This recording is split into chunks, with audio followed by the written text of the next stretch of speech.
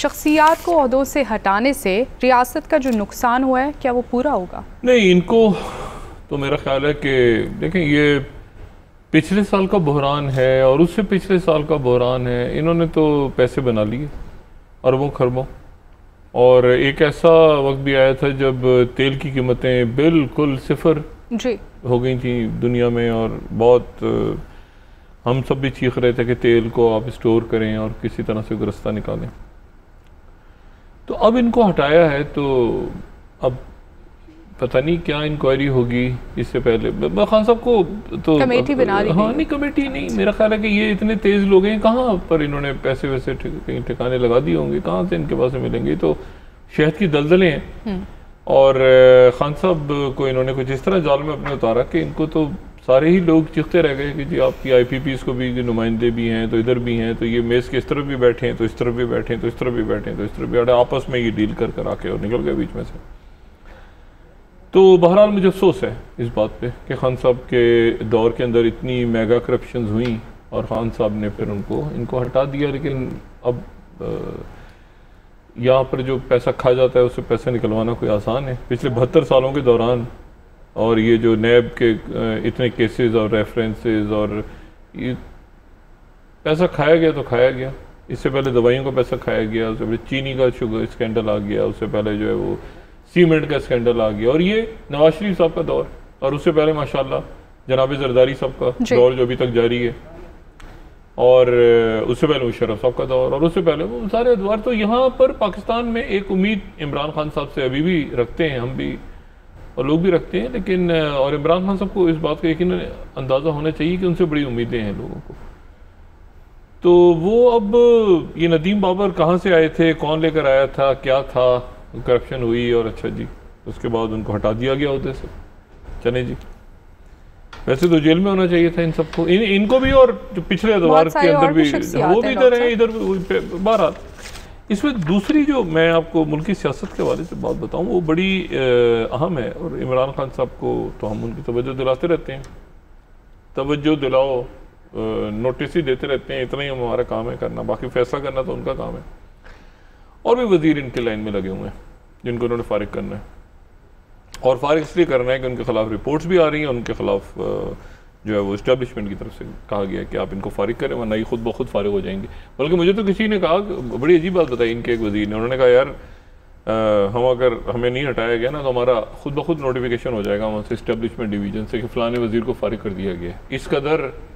इस कदर मामलात इमरान खान साहब के यानी आप समझें कि उनसे कुछ लेके कहा जा रहा है कि आप ये करें, मतलब करें वरना ये खुद ब खुद इनको हट जाएंगे, क्योंकि पूरी जो रियासत के बहुत सारे अमूर है। ख़ास तौर पे देखें, ये जो कोविड के पैसे खाए हैं ना पिछले साल, ये और ये जो लेबॉर्ट्रीज के स्कैंडल्स हैं, और ये सारे लोग इससे खुश नहीं हैं। ये चीज़ें सामने आएंगी जब तो लोगों के अंदर एक बड़ी कोफ्त पैदा होगी कि जी अपने वैक्सीन के पैसों में, और इमरान खान साहब ने तो नहीं, बाकी इनके लोग आसपास, लेकिन ये बताए कौन, ठीक है ना। वो कहते हैं मैंने इंक्वायरी की, चेक किया तो ठीक थे।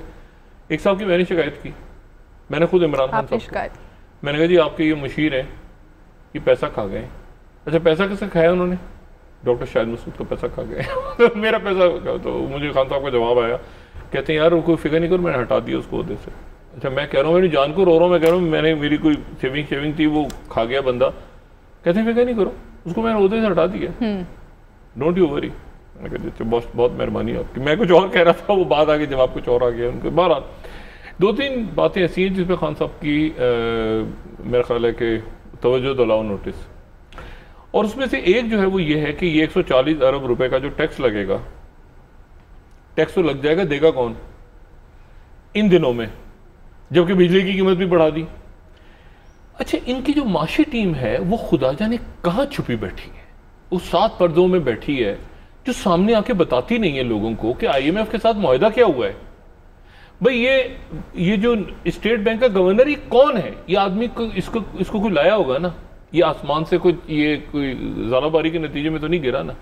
इसको कौन लाया और इतनी पावर्स कैसे दी हैं, और क्या कंडीशंस हैं IMF के साथ, और क्यों बिजली की कीमत बढ़ाई जा रही है? जबकि खान साहब कुछ दिन पहले तो कहा था, उन्होंने अनाउंस किया था कि मैं टेक्सटाइल इंडस्ट्री को फरोग देने के लिए चाहता हूं कि बिजली जो है वो उनको मुफ्त दी जाए और कम कीमतों पे। तो फिर ये कहां से कंडीशंस आ गई?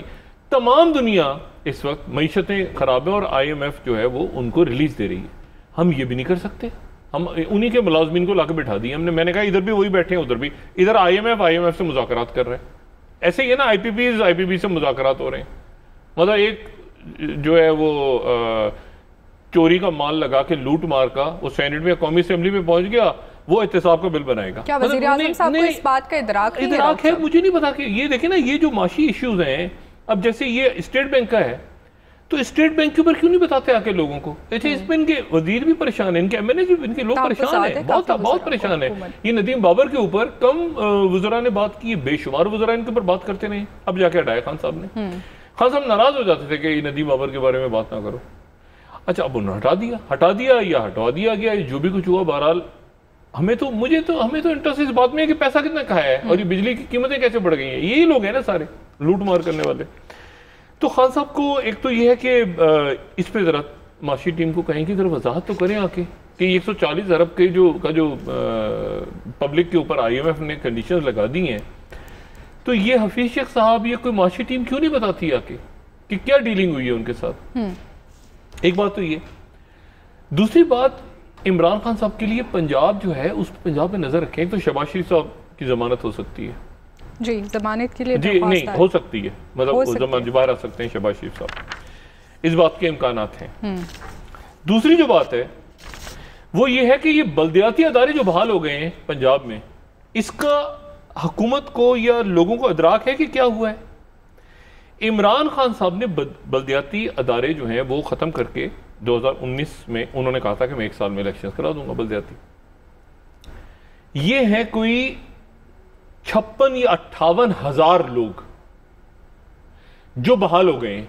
यानी मतलब इसका ये हुआ कि पंजाब अब कैसे चलेगा? एक तो इमरान खान साहब खुद देख रहे हैं पंजाब को, एक है फिर वसीम अकरम ट्रिपल+, उसके बाद जो हैं वो हैं MNAs और MPs। लेकिन जो नीचे ग्राउंड पे जो जाल बिछा हुआ है वो बल्दियाती अदारों का है, यानी मेयर, यूनियन काउंसिलर, और उनमें अक्सरियत मुस्लिम लीग नून के वो बहाल हो गए हैं। यानी मिसाल के तौर पे मैं लाहौर आया तो लाहौर के अंदर एक एडमिनिस्ट्रेटर है, अब नहीं होगा, अब लाहौर का मेयर होगा जी, जो कि नून का है या अक्सरियत, मैंने कहा ना सियालकोट, आप मेयर, वो बल्दियाती अदारे बहाल हो गए हैं। अच्छा, वो बल्दियाती अदारे बहाल हुए हैं, इनकी मुद्दत खत्म होनी 2020 तक। अभी मैं तफसीली फैसले का इंतजार कर रहा हूं सुप्रीम कोर्ट का, लेकिन तफसीली फैसला आएगा तो पता चलेगा कि ये जो 1-2 साल दरमियान में उनके खाए गए, क्या वो काउंट होंगे या 2020 तक। लेकिन आप यूं समझें कि अब नवाज शरीफ साहब या मरियम नवाज साहिबा मेयर लाहौर या मेयर फैसलाबाद या मेयर सियालकोट या मेयर, यानी वो मेयर्स और यूनियन काउंसिलर्स जो हैं ग्रास रूट लेवल पे, उनके इस्तेमाल से खिताब करेंगे। यानी रियासत के निजाम के अंदर ऑलरेडी एक तो ब्यूरोक्रेसी उनकी है, बिल्कुल है पंजाब में, अब उनके प्रॉपर एक इंस्ट्रूमेंट्स भी आ गए, यानी यूनियन काउंसिलर और मेयर आ गए, बहाल हो गए। इसकी जरा अहमियत इमरान खान साहब समझेंगे क्या हुआ है। और लोग काम यूनियन काउंसिलरों से करवाते हैं ना जाके, तहसील का, पटवारी का, इसका उसका, तो वो ग्रास रूट लेवल पे वो आ गए। MPs तो गायब थे। अच्छा, MPs MNAs नहीं आने देते, आपको पता है? बल्दियाती जो निजाम है उसको वो पसंद नहीं करते, क्योंकि वो कहते हैं कि नीचे का पैसा, सारा पैसा हमारे पास आ जाए, सड़कों का इख्तियारात। वो कभी आप देखें हमेशा बल्दियाती इंतखाबात को पसंद नहीं करती कोई भी सियासी हुकूमत। उनके MNAs और MPs कहते हैं कि हम ही रहें बस। वो बहाल हो गए पंजाब में।